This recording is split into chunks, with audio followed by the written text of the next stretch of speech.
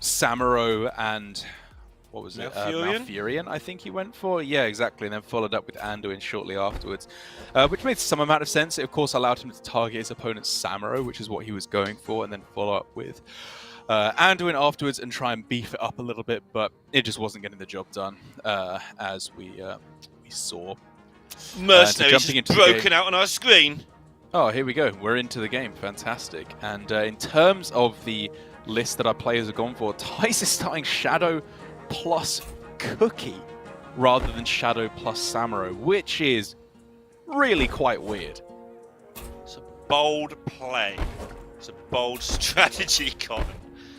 Alright, I'm curious.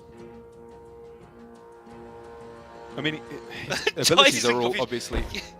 You put it there, Tice. Yeah.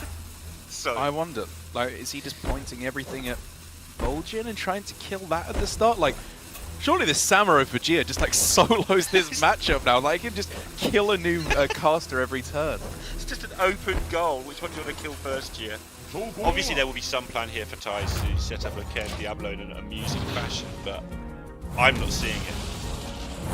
Cookie is fast. That's one thing we need to be aware of. He's done some weird calculation, but I don't think I'm not seeing it.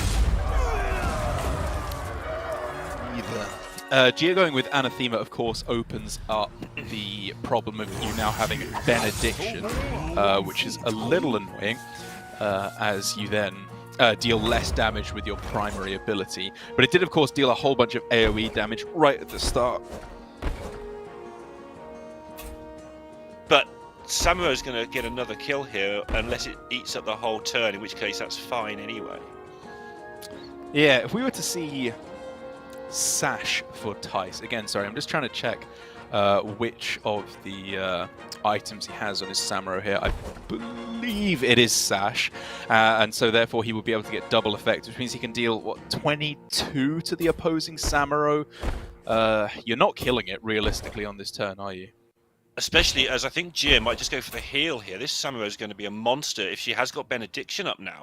That's very true. Benediction would be very powerful. 20-point heal and just, hi, I've got a 2069 thing that gets bigger. Yeah, that seems reasonable.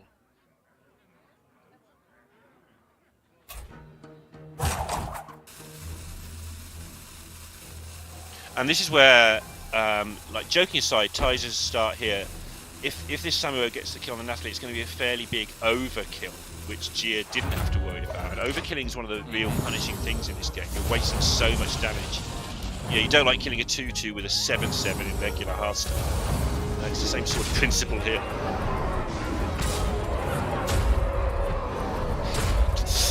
Samuro. Yeah, breaking itself on the Natalie there does, of course, mean a trade of sorts, but Tice is a full mercenary behind now just because of the power of this Samuro for Gia. It's looking pretty horrendous already, to be honest, for him. Starting off with Ken as opposed to the Diablo. Again, as we said, generally, if you have the option of one or the other, Ken is the one you start with, because you can go for Stomp and then follow up with Endurance Aura plus Fire Stomp on the following turn. But the Samuro is likely to just get another chunk of damage in here. It's not going to last through this turn, but Tice has once again got to mess around worrying about the Samuro, which has already done its work, and it's going to eat up another turn. So Gia is the one more in position to start setting up her own Diablo combo. A word that I'm saying in multiple different ways as the night progresses. And by night, I mean 11 AM. It's the middle of the night, what are you talking about? The middle of something, I don't even know anymore. But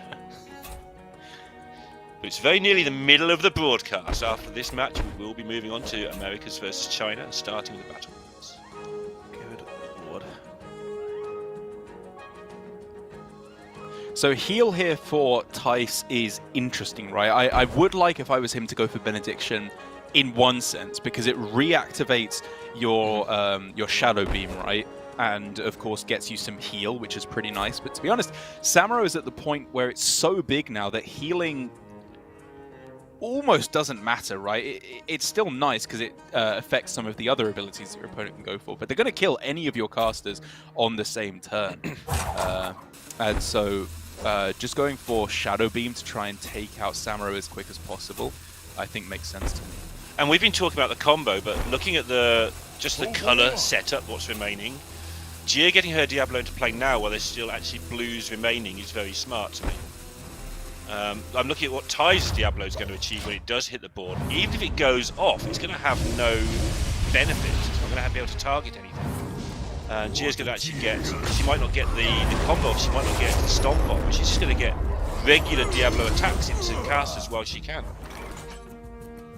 And so now, even though none of her characters, her mercenaries, died on this turn, she does slow down the cookie, I suppose. But the problem is that still, it's going to be Diablo Ken Stomp here for Tice. And even though he's down 3 mercenaries to 5, very possibly down 2 mercenaries to 5 at the end of this turn because of his cookie likely dying. He has Ken, he has Diablo, they have Stomp plus the Endurance Aura available on this turn.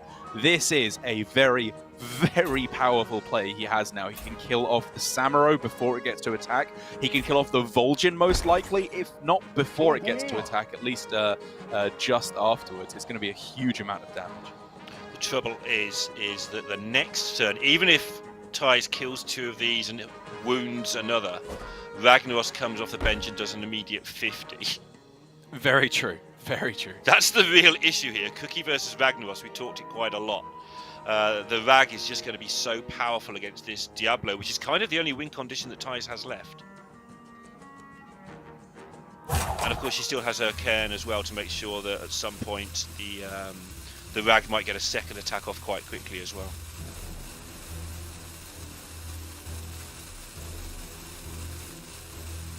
But this is the key turn. If Ty's going to have any chance at all, he needs to absolutely monster this turn. You can definitely see options available where he does get a lot out of this one. Let's see what Gia can do to defend. Well, it looks like Gia's tugged Diablo there. Okay, interesting. Whoa, but after her board gets wiped, she doesn't get a single ability playable on this turn. What even happened there? Like, it looked like she wanted to go for the Vol'jin effect, but in the end she just didn't get a single action down with any of her characters before everything was just blown up. Yeah, and just for the first time ever in Mercenaries history, I think I might have called that one a bit wrong or a bit early. It will happen again. And by history, heal I mean, from the well, the 5 games that you've cast. All yeah, of and I think I was lying. I think I've cast all 5 in a way where I've called it wrong at some point anyway. Alright. Can Gia make this Ragnaros count? It's going to get 1 blow in for sure because it's just got so much health. So they both get to stomp on this turn. And then Gia has to then go for attack, like Doom Charge with her Diablo, or pass, because she obviously really doesn't want to go for Fire Stomp on this turn, right? Right. It's out of sync with her her Cairn. I mean, unless she wants to go Stomp plus Fire Charge on this turn. Oh, sorry, Endurance Aura plus Fire Stomp on this turn. I'm trying to work out if Meteor works out, but it never does. It does though, actually. I don't think she get enough damage though to stop anything else from going off.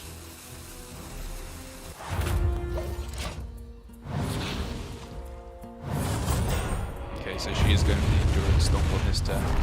Gets a lot of damage. Cookie survives at 1 health though. And then she dealt 22 damage to a random enemy? That did not feel like the correct Rag spell. No. But maybe she wanted to wait until she had Diablo's 3rd ability available to double that damage off the Meteor so she can kill the opposing Diablo in 1 go. But I don't think she gets it off. I think Diablo dies first. I'm sure it's better to just kill Cookie if nothing else. Like, even if you don't want to kill the... Yeah. But I think that she left the Diablo alone so she could just do so much damage this turn, but something went wrong there for sure. And now obviously the problem is that after she went for her own Endurance Aura plus Stomp, now Tice gets his Endurance Aura plus Fire Stomp on this turn, plus a swing from the Cookie, means that G is just gonna concede, doesn't even want to see out the rest of this game. Man, that was a far cry from her previous series where it felt like she was just so on point. She knew so perfectly which minions to target, whereas there, I think, a couple of mistakes there that could have been ironed out in terms of the minions that you're targeting. Yeah, so the Cookie either had to die or the other target had to be different. Something went wrong in the calculation there, and I'm not surprised. It's been quite a long match already, and this game is difficult. But yeah, she did get that one wrong, probably for the first time today. Everything else has looked pretty sweet when she's been playing, very clean in the first series in particular. Yeah, and it's just the way it goes. So often you can feel so in the lead, right, when you're up 1, even 2 Mercenaries. But if your opponent gets that Rag and Cairn first, and if they're like the rhythm of their abilities is more in sync than yours, then you're going to be able to come out very far in the lead. As even though Gia could, of course, gone for like the Stomp and then hope to go for the Endurance or Fire Stomp next turn, I think she would have taken a little bit too much damage by then in order to turn things around, especially with the heal that would have come in from the fish on her side of the board, right, to heal up all the opponent's minions, would have likely undone a lot of the effect that the Stomp had on her side. But either way, a huge win for Tice, right? We cannot overstate how big of a deal that is, as this was one of the decks that suffered so heavily for him last series. Yeah, and it was a chance for Gia and Surrender to get their own Shadow Sam out of there. Phrase I think we're going to use a lot over the next 3 or 4 days, and it's still there, getting picked on by the opposition. Yeah. And big for Europe as well. Obviously, if they can win this, they'll take a 4-2 win on the day, which in the final standings over only 3 matches, 4 points versus 2 points, you're a long way ahead of APAC just with that small victory, or small looking victory. And so in terms of the decks, yes, only 1-0, absolutely, you are correct, but still a very big win for Europe, because they have still their Shadow heal version of their lineup with Malfurion, Anduin, Blink Fox, and then of course the starter of Vol'jin, Natalie, and Samuro. And then they've got their more all-out kind of nature heal, I suppose you would call it, with again Malfurion, Anduin, this time Muckler to start things off, and then Cookie, Cairn, and Diablo to close things out. And I think for me that that deck in particular is the one that has just looked so powerful in this series overall. It's felt like against all their Samuro decks, King Muckler just makes such a hard time of that for their opponent. And when you factor that in, it just feels so difficult for them to even get a win against all that healing that you have available.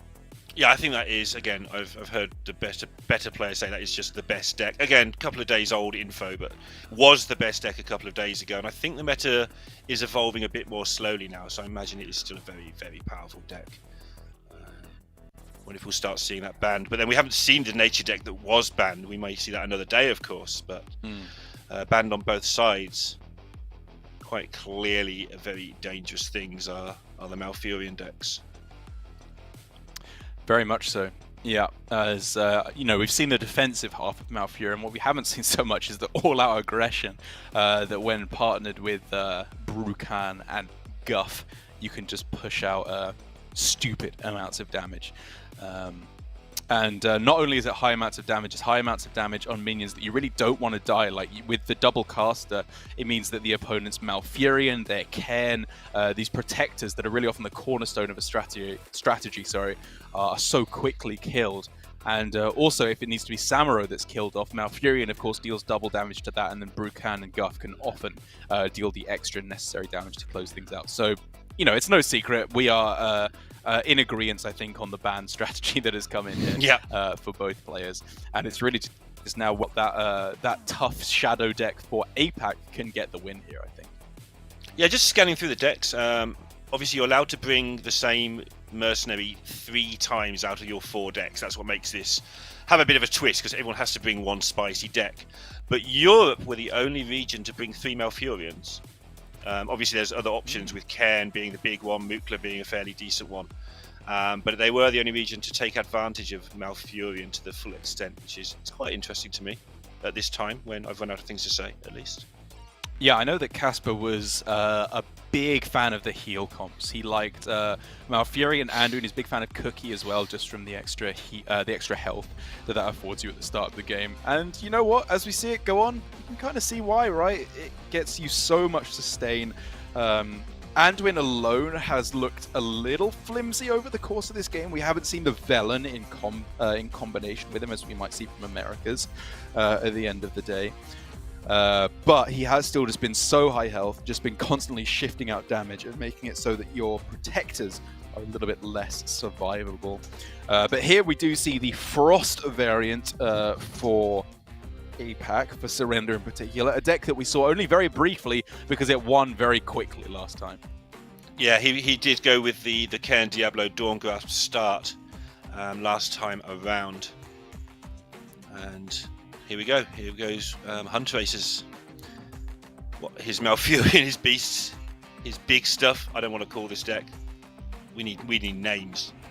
It's a problem with testing in a bubble. Yeah. Only in Twitch chat can you get 6 + 3 + 4. It's just like equals 4 or something. Equals somebody work it out. Plus 44 plus 34. I have no idea what that even means.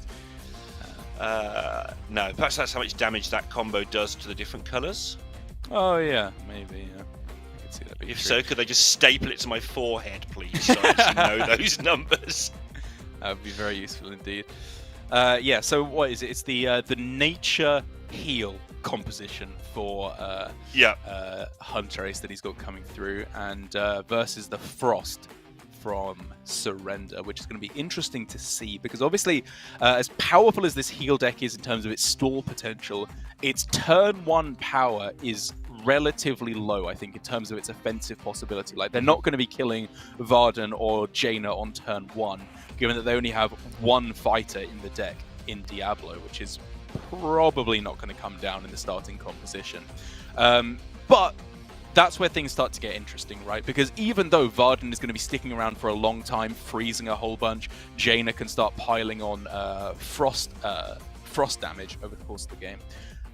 That's not really very good against healers. You don't want to deal small amounts of AoE damage, even if you do it over and over again every turn. You want to deal lots of damage to one target in particular and finish off Malfurion or Anduin. Because if it's just Varden and a little bit of AoE damage every turn, Hunter Ace can just stay alive for as long as he needs. His Anduin will literally get bigger as it goes on, not smaller.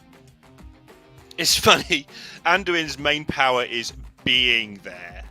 Like, he just doesn't do anything apart from just sits there and gets big. Same. Yeah, I know the feeling. And eventually it just becomes overwhelmingly difficult to kill, but it just gets ignored. The damage it puts out isn't really that much. It doesn't take damage because you don't want to injure it, so it can't heal itself. And then eventually you look over the board and there's just this huge Anduin. I mean, that's kind of the reason why I could understand that you'd go for Velen, but for me personally, I still think, even with Anduin not offering you that much in terms of damage, just being able to every other turn go for Holy Nova is such a big deal to be able to keep the rest of your comp alive. Like, if you can stick around Cairn or Diablo or, I don't know, Sylvanas, Malfurion, something like that actually pumps out a decent amount of damage, then I think you're very happy to just go for heal every turn with the Anduin and then let the rest of your comp do the damage. I still want to know what those numbers are at the bottom. I wonder if it's like votes for them or something like that. I think it's MMR. Oh, it's MMR? Oh, okay. So, oof. Right. Europe with a 1-0 lead. Surrender with a 3,000 MMR lead. Indeed. Yeah, I think that does say it all. Interestingly, though, here for Hunter Ace, we are not seeing the standard start that I was talking about that was somewhat low on damage. Instead, we're seeing again Cairn Diablo to start things off, putting their backline up front. Something that Ty's just messaged me about, saying that they are going for a somewhat risky strategy here because they didn't feel that they were especially favored at the start, which, yeah, kind of proving to be true at the moment, as they did end up losing that first series. But here, with going for Diablo Cairn first, The problem, obviously, is that you don't do anything powerful turn 1. It's a very, very weak way to start things off, given that both their primary abilities are not the good ones. However, what it does allow you is to set up for a very, very strong turn 2 if you are not slowed down too drastically. Right, so let's see how that works out. The Tavish obviously pretty negated in this opening. For now, at least. Still needs to be dealt with actually on the board, but taken care of. I'm also curious going into next round if Hunter Ace has a good reason for putting the Diablo in the middle. It makes me sort of a little bit nervous that it keeps sitting in the middle with a Ragnaros on the opposing board all the time. And I'm just wondering if it's a habit he's got into without really considering it because he hasn't been ragged enough times, or if there's actually a good reason for it. It's just one of those things, isn't it? It's Ken Diablo, right? It's not Diablo Ken. There's no reason why, but it's just Ken Diablo. Yeah, I mean you don't want to put the Diablo in the middle. Just makes me feel awkward. I noticed that Ties hasn't been doing that, so I do wonder if it's just like you said. I just wonder if it's Ken Diablo. I'll play Ken Diablo, or if there's a deeper reason that I'm missing. It'll matter very, very rarely, but at some point it might matter. Well, look, we're getting to learn our Chinese numbers past 3, Neil, for the first time. They go a bit off the rails there after you get to that point, but 2-2 box 1. Yes, yeah, pretty much. Obviously, everything slowed down in this turn does mean that the Endurance Aura plus Fire Stomp, is unlikely to be able to get the job done alone. But interestingly enough, we're seeing here a bit of a divide in terms of the targets here, right? A little bit on, a little bit on Varden, a little bit on Tavish. Because there's no heal on the other side, you're kind of allowed to go for this less focused approach, which we haven't seen so much so far in these 2 series. And I think it's reasonable, because here for Hunter Ace, although he's probably not going to go for... Oh, I was going to say Endurance Aura plus Fire Stomp on this turn. Looks like he is. I thought he was going to set up another Earth Stomp and then go for it next turn. But either way, he still is doing a lot of AoE damage here, so he'll very possibly be able to kill off the Varden and the Tavish at the same time. Yeah, if he gets that done, he is looking in a very strong position.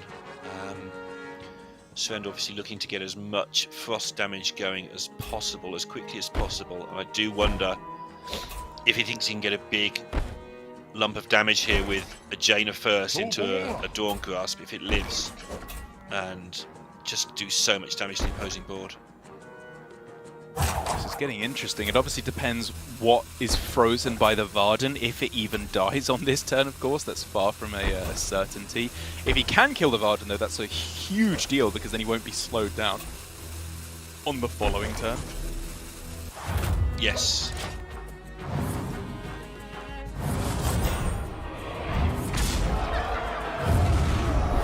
Get out of the way, Banana! Alright, that's a lot of damage that Sven just took.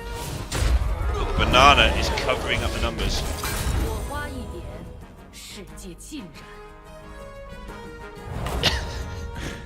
Go away!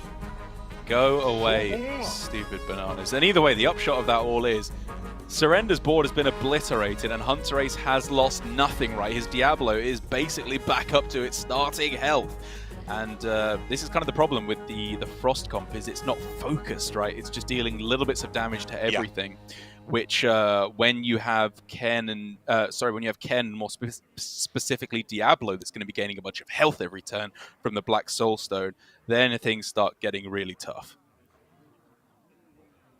Yeah, and already Surrender's sort of trying to plot a course where he wins the game, and I think the Diablo has to be taking out the casters here. I know I keep sort of just on about the colours, but obviously it's important. But I think here he's so far behind, if that Diablo doesn't hit the casters, he just doesn't win the game. Wow, okay. Well, yeah, I think you're right. Using the rag to just take out the Diablo as soon as possible. It's not going to get to act on this turn, which is, I think, okay for Hunter Ace. This is the turn where Diablo does a lot less, right? Because you don't get the Fire Stomping combination with the Endurance Aura. I finally get to say as well, this is also the turn where he wishes it wasn't in the middle. Good point. Very good point. Finally, Should have swapped that around. Yeah. It's gonna happen. Actually relevant.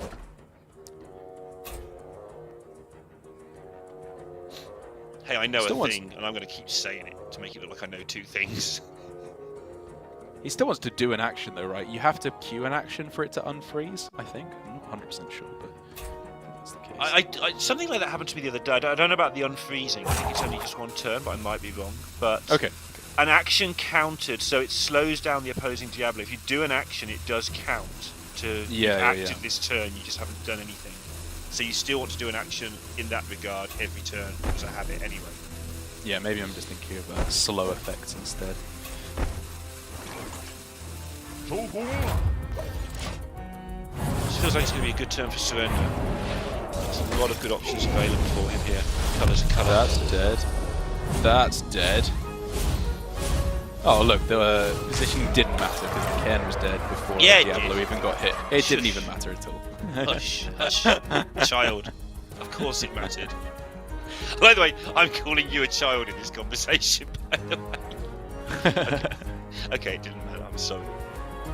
Right, so what are we looking at actually killing next? What's our game plan for Hunter Ace here? If you go for Malfurion, you can obviously try and get some of that heal on your minions, both of which are a little low, but it's not really doing all that much, right? With no fighters on the other side of the board, you're not dealing that much damage. So therefore, you could go Anduin, right? And start going for healing with the Holy Nova. Would probably be where my head's at. But Hunter Ace disagrees, going with the double protector here, despite there being nothing for it to prey on.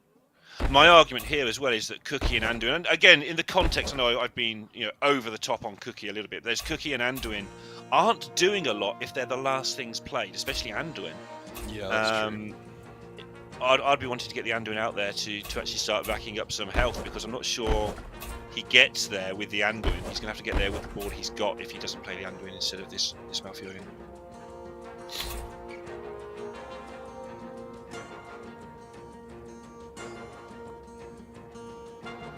Surrender still has a lot of damage output available. He still has the Jaina block. He still has the Cairn res.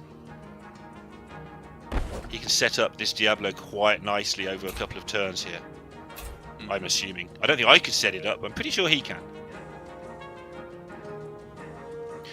Problem he's got, if he tries to set it up this turn, nothing will die and he'll be on cooldown for the turn he does want to set up. So what, does he want to go attack into Cairn so that its endurance aura is slower next turn? But it's not even really going to make a difference because everything else will still attack first anyway.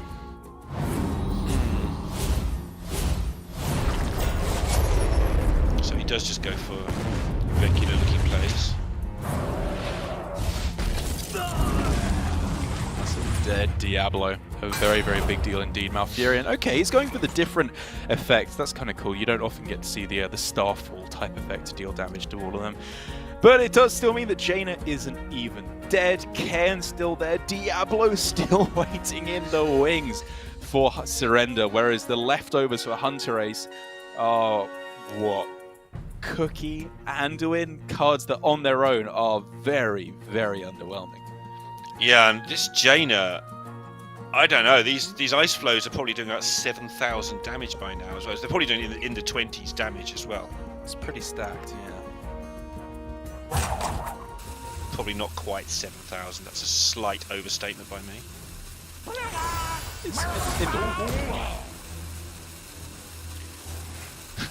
Right, Hunter is just going to poison some food. It's probably a sore point talking to you about Hunter Ace. Yeah, I think that's the closest he can come to cooking. He's just boiling a cauldron of poison. Wow! Or is that just Norwegian cuisine? I don't know. There is something where they like bury a fish at Christmas or something. Yeah. And then they actually at some point eat it. Something like that. Or they I think dig it's a it big up thing at in Christmas. Sweden. Like you can buy as like a paste or something to have it on toast. It's like their version of Marmite in that no one else in the world likes it. I think that's because they know what it is. If if people told you what Marmite was, you probably wouldn't eat it either. But nobody knows what Marmite is, so you just eat it. But if it's this So fish true. has been buried under the ground for 9 years and rotting, like, I just don't want to try it. Sorry. Either way, it's interesting to see Hunter Ace go with the cookie here first. I was kind of expecting Anduin, again, just because you do want to start getting procs of that whilst Malfurion is alive, right? But I guess Malfurion is fairly likely to stick around, given that it's going to be gaining the extra health from the nature from Cookie, the nature from itself, and possibly the nature from Buckler every other turn as well. And you kind of have to deal with Cookie. It will become irritating if it's there for too long, but surrender, doing the old Malfurion, kill it over 2 turns, deal with it trick. Because Jane is so huge now with that damage. Yeah, all of a sudden, this Malfurion that was looking impossible to kill after taking 42 damage from Jaina on that one turn is looking an awful lot more mortal. And so now it can be Cenarian Surge to deal a little bit of damage out the gate before Jaina can act, which is very, very nice. Jaina guaranteed to die on this turn. Although, having said that, that is unless the Cairn Stomp comes through. Oh, sorry, the Cairn Endurance Aura comes through, which can then speed up Jaina as well and potentially finish off the Malfurion before it even gets to act. Right, so where was this Cookie pointed? I didn't see. Sorry, but... yeah, I just put you right on the spot. I didn't see it, so I thought I'd ask. No, it's fine. I mean, I guess Jaina, right? Because... Or Jaina or Cairn, right? Because either way, you're getting in the snipe. Yeah, if you point at Cairn, it's before the Endurance Aura, and then Malfurion is guaranteed to act before Jaina. Right, so if you do Cookie at Cairn, Malf at Jaina, then they're both guaranteed to die before they act. And then take your chance, but you're taking your chance with a pretty low Malfurion, a Cookie, and Anduin off the bench versus, a Diablo. Oh, it's still pretty close, isn't it? Just because it's Diablo on the bench. Okay, that's the kill. Yeah. That's the kill. And then I guess attacking too. Oh, it's getting close, isn't it? It's getting really very, very close. Now, obviously, with the speed up in nature effects and nature abilities, the problem is that even with Cairn ability active in the Endurance Aura and Fire Stomp ready to go for Diablo, it's 1-0-0 in terms of the speed for Hunter Ace. He can do his entire turn before Surrender even gets to play Endurance Aura. So with that in mind, it is very likely that he won't do that. He'll go for an Earth Stomp maybe and try and take out the 2 red minions. And then use Diablo to try and finish off the Anduin and the Cookie maybe. Yeah, that's reasonable. Is your Rag going to be dead? You're taking 20 damage from the Cookie plus 10 from this Cenarian, so no. Okay. If there's no poison, which I don't think there is, but I can't track that. Oh, he's going for that one. Okay, sorry. So he's not going for the first ability. Instead, going for cooking to bleed his opponent, I guess. But that's definitely not going to kill it straight away then. Oh, this is so much calculation in so little time. It really is. It's so difficult. We need Carol Vorderman to sort this one out.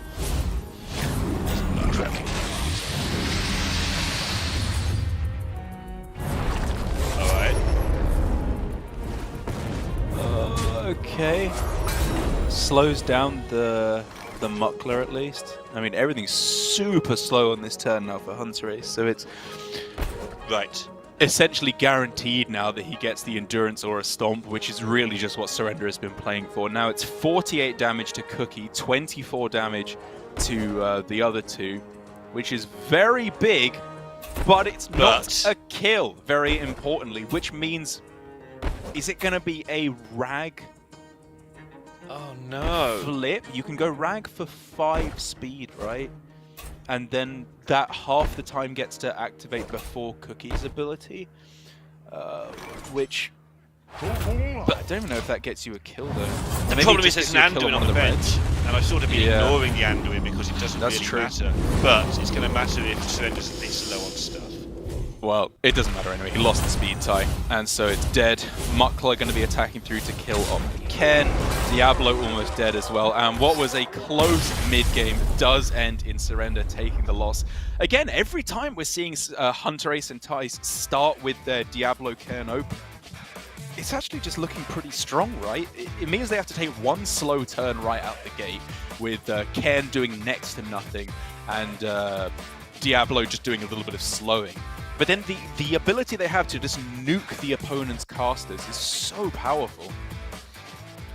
2-0 to Europe, which I spent a lot of time in the last match saying, well, you know, the results in Mercenaries probably won't flip around much. Well, they've had a chat, they've reacted. You said that Ty's is going with a more risky strategy because he thinks he's unfavoured.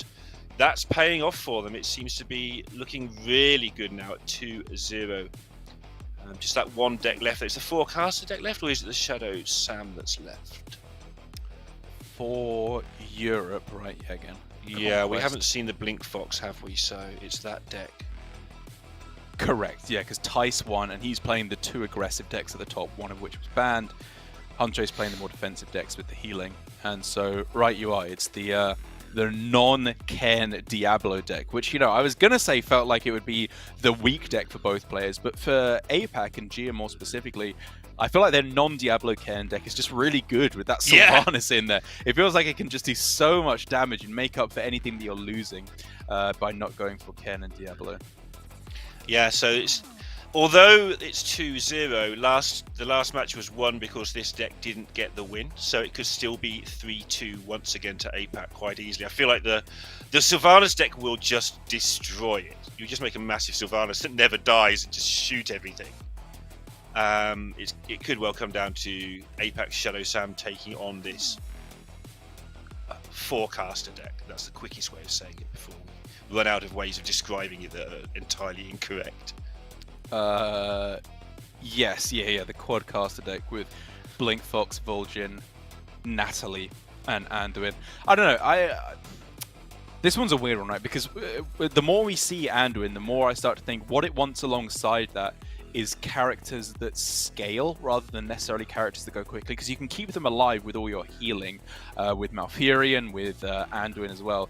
And so you'd kind of rather have, I don't know, Jaina to gain frost damage, right? Maybe even Velen, just to be able to go gaining that holy damage over and over again, rather than, say, Blink Fox, or maybe slot out both the shadow damage characters for Velen and then get in a Muckler as well, for example. I don't think you're breaking any of the deck building rules there, because you don't have too many Mucklers in terms of the other ones. But, you know, I'm saying what worked well in the previous deck for them, and although they would like to build the same deck again, maybe they're trying to target some different strategies here instead. Yes. I'm perplexed. I keep expecting it to go into game. The pace is slightly slower than I'm used to, so you finished it, I'm thinking, into game. Game? But it's not that, so I've got to think of something else to say, and I'm at my limit of things to say, which is weird for me. Regulars will know. Yes. But yeah, I think the Sylvanas deck just kills it very easily, and apparently we're okay to go for a break, right? I think so, yeah. Just a shortish one. Okay, we're back in just a moment when they sort out whatever it is that needs sorting out. Sorry about that. See you then.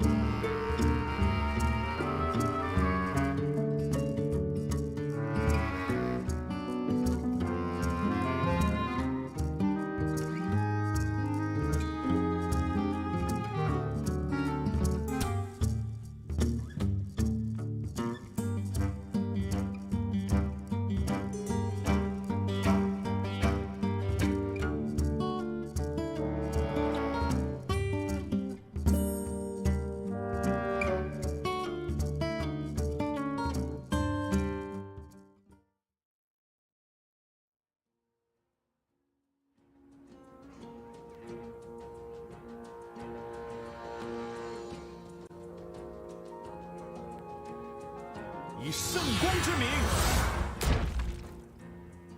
虚空中充斥着收工了。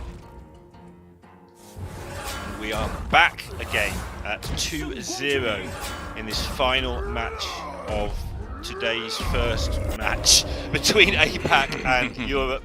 APAC are losing 3-2 in the overall scores, and they are 2-0 down in this as we see Gia queuing up some beastly goodness at the start. That's true. It started off with a 2-0 start to the last series, of course, but that was with APAC taking the lead. And so now with Europe up 2 games to 0, they only have one deck left to win with, right? Which is this this kind of heal shadow hybrid. It's got all the bits that have struggled, admittedly, with that being the shadow aspect, but then it doesn't have Diablo Cairn at the end as well. So I think this one could be a little bit of a shaky prospect. But getting into things here, Gia has got herself Malfurion and Muckler, which admittedly against a couple of casters is fairly vulnerable. It looks like this Malfurion is going to be tanking a lot of damage at the start. Yeah, worth noting that Hunter Ace did not queue the Samurai. We've been talking about how bad that is into this 12-24 beast, so just don't have it there, just do something a bit different.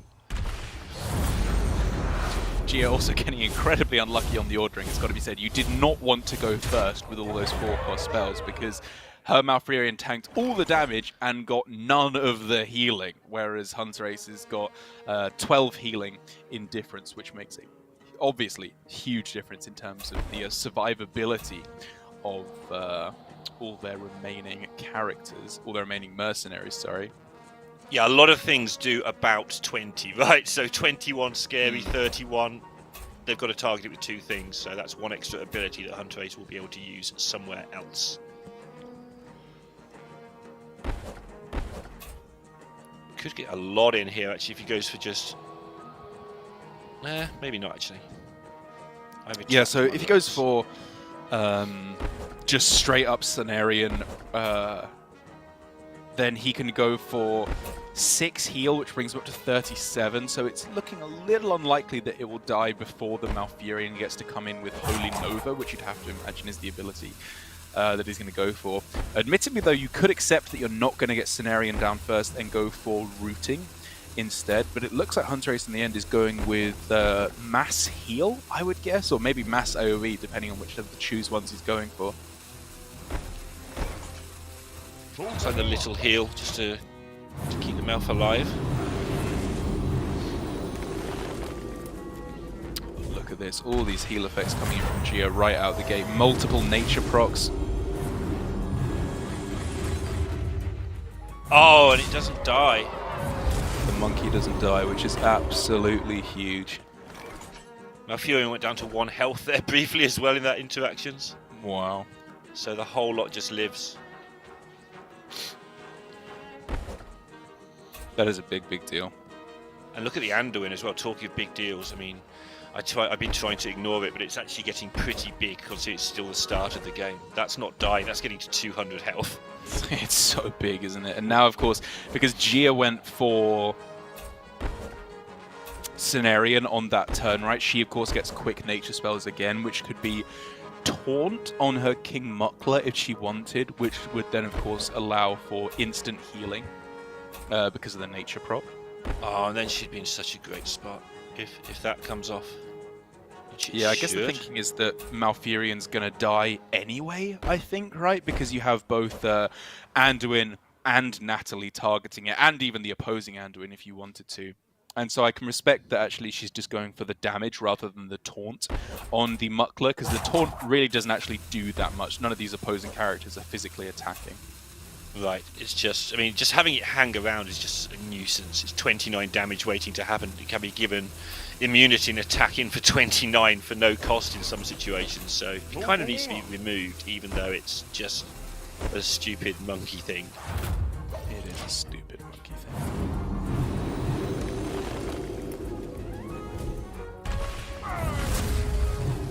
Right, Furions are both gone.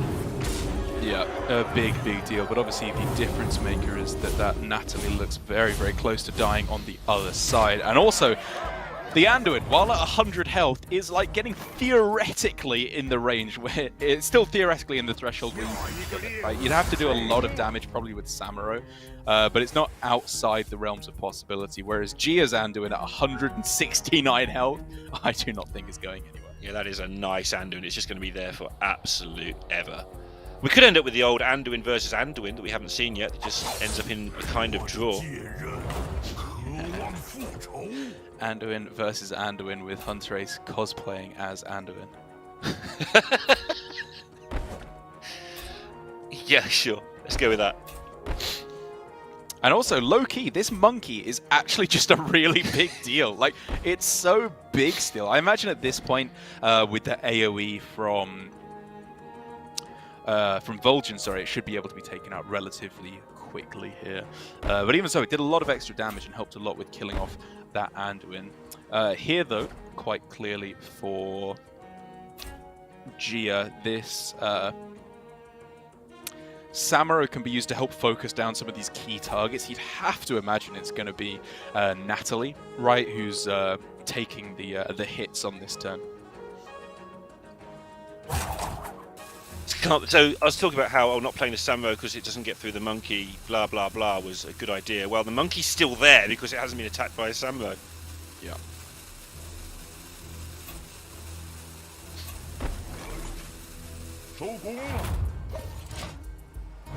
Okay. It's just more things for Anduin to heal, thanks. So much damage just killing off the monkey. Yeah. And the Mukla all in one fell swoop. Natalie, thankfully, deceased, however, at this point, though. That was a lot of damage. It was a huge amount.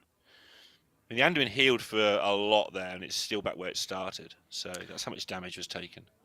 Oh, but look at this now. Like, he Yeah. doesn't even necessarily have to go for the Sylvanas quite yet, but as soon as it comes down, this Sylvanas has to just wrap up the game, right? Like, you gain attack once, and you go up to 35, 40 attack, maybe even more, depending on how many bonus effects you've got. And probably 35, 40, I think, without the fishes dying out quickly. But either way, it's just going to solo even this 100 health Anduin. Yeah, it really is. And if it isn't, then you just do it twice. Because the Anduin Yes. won't be able to kill the Sylvanas, just make it into a 90 attack and say, no, really, Anduin, I am actually going to blow you up. So if Hunter-Ace were to go Vol'jin for, I guess, the first spell, Anduin for also just targeting Sylvanas, and then Samuro Sylvanas, even then, I don't think you're getting in there to kill it before it's going to be able to activate its ability. And Sylvanas doesn't even have to attack. Again, it's the death rattle that's so scary. It just has to use that middle ability one time, and it's going to basically kill 3 mercenaries on its own.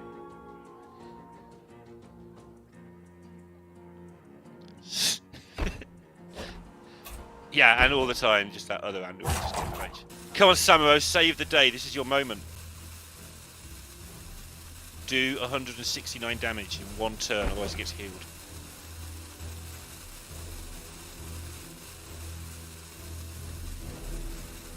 Hunter-Ace expressing frustration. I hope that it's frustration with the game state rather than the fact he doesn't appear to be able to do anything. The thing is stuck in the middle of the screen again. This looks bad.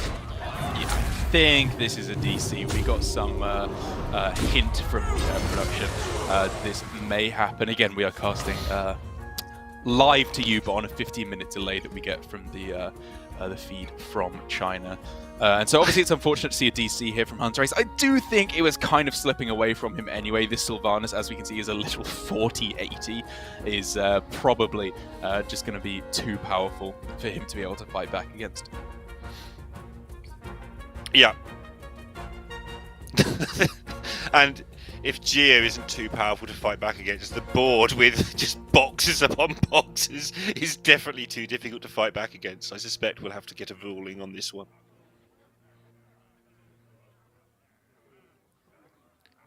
Right, yeah, okay, there we go. We get the concede from Casper in the end. Does mean that it goes up 2 games to 1. An unfortunate way to end things, and think with some repeat issues, DC issues for Casper, we might be moving on, well, not ahead of schedule, obviously way behind schedule, but ahead of way behind schedule at least. Because this match is obviously taking a long time with all the DC issues that we're getting.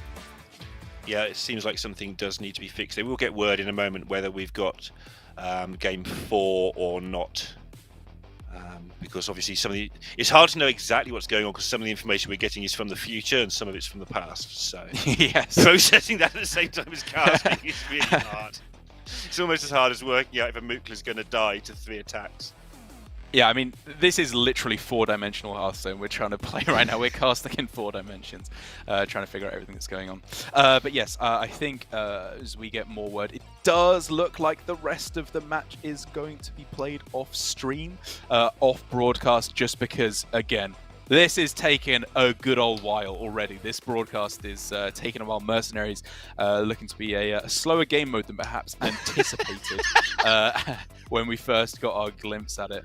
But either way, there we go. The rest of the match to be played off stream, unfortunately. But at the very least, we know the score is 2 points to APAC, 3 points to Europe. And whether it evens up or moves on 2-4, we will have to wait and see. Yeah, so I think... actually, I don't know if I've got permission to go to break, so I'm just going to talk for a moment longer. The repercussions from this are that, again, at the moment, APAC are 3-2 behind in the day's play. This is the final event of the day. If APAC win it, it'll be 3-3. They're currently trailing 2-1. And if they lose it, Europe will get 4 points and APAC will get 2 points. And the next stage is going to be Americas versus China, the now long-awaited Americas Battlegrounds team that I think a lot of people are excited to see 4 in the morning their time. Yeah, long have we waited, but finally, it's time, I think, is it looks like we can go to a break before the BG's Americas squad starts. Okay. Just looking for word.